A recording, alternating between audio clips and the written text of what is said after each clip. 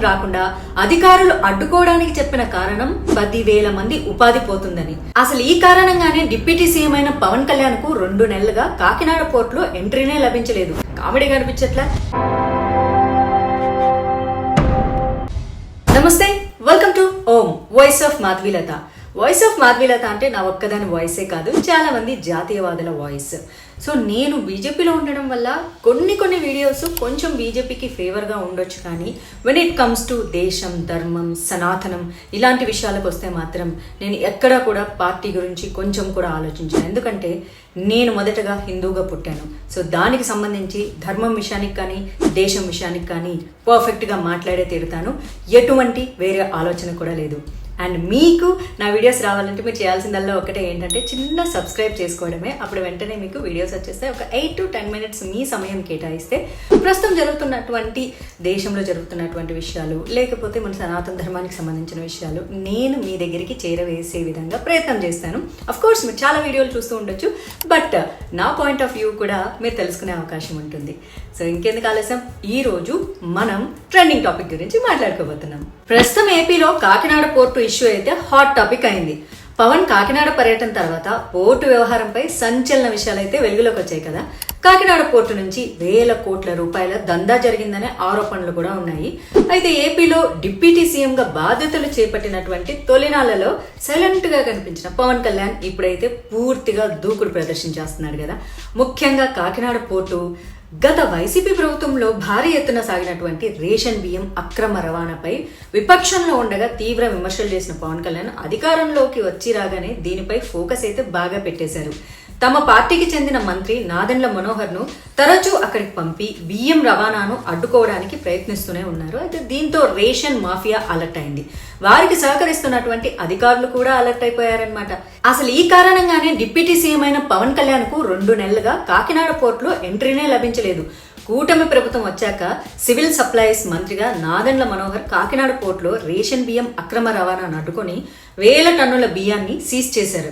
అయితే పవన్ కళ్యాణ్ అక్కడికి వస్తే విషయం పెద్దదవుతుందని భావించినటువంటి అధికారులు ఆయన రాకుండా శత విధాలుగా అయితే ప్రయత్నాలు చేశారని నిన్న ఆయనే స్వయంగా చెప్పేశారు. దీంతో ఓ డిప్యూటీ సీఎంని అడ్డుకునే స్థాయిలో అధికారులు రేషన్ మాఫియా ఉందన్న చర్చ అయితే ఇప్పుడు బాగానే జరుగుతుంది. కాకినాడ పోర్టుకి పవన్ రాకుండా అధికారులు అడ్డుకోవడానికి చెప్పిన కారణం 10,000 మంది ఉపాధి పోతుందని. కామెడీ కనిపించట్లా? కాకినాడ పోర్టులో పనిచేస్తున్నా లేదా దానిపై ఆధారపడిన 10,000 మంది ఉపాధి పోతుందనే సాకుతో పవన్ కళ్యాణ్ ని అక్కడికి వచ్చి ఎక్కడ రచ్చ చేస్తాడోనని చెప్పేసి అధికారులు అడ్డుకుంటున్నారనే విషయం నిన్న పవన్ కళ్యాణ్ టూర్ లో బయటపడిపోయింది. అయితే అది అక్కడితో ఆగలేదు. తాజాగా కాకినాడ కలెక్టర్లు సముద్రంలోకి వెళ్లి మరీ రేషన్ బియ్యం అక్రమంగా తీసుకెళ్తున్న దక్షిణాఫ్రికా ఓడను పట్టుకున్న తర్వాత పవన్ అక్కడికి వెళ్లి తీరాలని నిర్ణయించుకున్నా సరే అధికారుల తీరైతే మారలేదు. కాకినాడ పోర్టుకి వెళ్ళినటువంటి పవన్ కళ్యాణ్ అధికారులు అడుగడుగునా కూడా అడ్డుకున్నారు. చివరికి దక్షిణాఫ్రికా షిప్ వరకు వెళ్లి దాన్ని ఎక్కేందుకు పవన్ చేసిన ప్రయత్నాలకు ఆటంకాలు కూడా కల్పించారు. వాతావరణం అనుకూలంగా లేదనే కారణాలు కూడా చెప్పారు. అయినా సరే పవన్ ను ఏమాత్రం అడ్డుకోలేకపోయారు. చివరికి పవన్ రేషన్ బియ్యాన్ని అయితే పరిశీలించారు. దీంతో కాకినాడ పోర్టులో లోపాలన్నీ బయటకు వచ్చేసాయి. రోజుకు 1000 లారీలు వచ్చే కాకినాడ పోర్టుకు కేవలం 16 మందితో భద్రత కల్పించడం, పోర్టుకెళ్తున్న లోడ్ ని చెక్ చేసే యంత్రాంగం కూడా అక్కడ లేదని మనకైతే ఇట్టే అర్థమైపోతుంది. ఉగ్రవాదులకి, టెర్రరిస్టులకి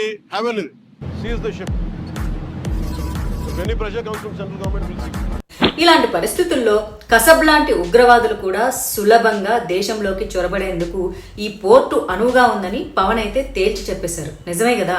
దీనిపై కేంద్ర హోంమంత్రి అమిత్ షాకు లేఖ రాసేందుకు సిద్ధమయ్యారు కూడా పవన్ కళ్యాణ్. అయితే ఇంత జరుగుతున్న సీఎం చంద్రబాబు కానీ ప్రభుత్వంలో ఇతర మంత్రులు పెద్దలు కానీ పల్లెత్తు మాట మాట్లాడకుండా ఉండిపోవడం చూస్తుంటే లోపల ఇంకేదో జరుగుతోంది అనేటటువంటి చర్చకైతే కారణమవుతుందని మీకు అనిపిస్తలేదా? అదే సమయంలో కాకినాడ టీడీపీ ఎమ్మెల్యే కొండబాబు మౌనం పైన పవన్ కళ్యాణ్ అక్కడికక్కడే ప్రశ్నించడం అయితే చర్చనీయాంశమైంది. తన సొంత పార్టీలో ఎమ్మెల్యేలను కూడా ఇందులో ఇంకా మునపటి ప్రభుత్వంలోకి ఉన్నా సరే, అందులో అన్యాయాలు చేస్తున్నా సరే ఇప్పటి ఎమ్మెల్యేలకు కూడా అందులో వాటా అందుతుంది అని చెప్పేసి పవన్ కళ్యాణ్ అయితే క్రిస్టల్ క్లియర్గా చెప్పారు. యాక్చువల్లీ తన సొంత పార్టీలు అంటే ఈ కూటమిలో ఉన్న పార్టీల గురించి కూడా ఇంతకు ముందు ప్రశ్నించారు, ఇప్పుడు కూడా ప్రశ్నించారు, అడుగుతున్నారు. సమాజంలో ఇలాంటి మార్పుని ఖచ్చితంగా యాక్సెప్ట్ చేయాలి. అదేంటి అందరూ అలయన్స్లో ఉండి అలా ఎలా ఇలా మాట్లాడతారో ఇలా అనకూడదు. ఇలాంటి ప్రజాస్వామ్యంలో చక్కటి మార్పుని మనం ఆహ్వానించాలి. మరి దీనిపైన మీరేమంటారో కూడా ఒక కామెంట్ తెలియచేయండి. అలాగే సబ్స్క్రైబ్ చేయడం మాత్రం మర్చిపోవద్దు.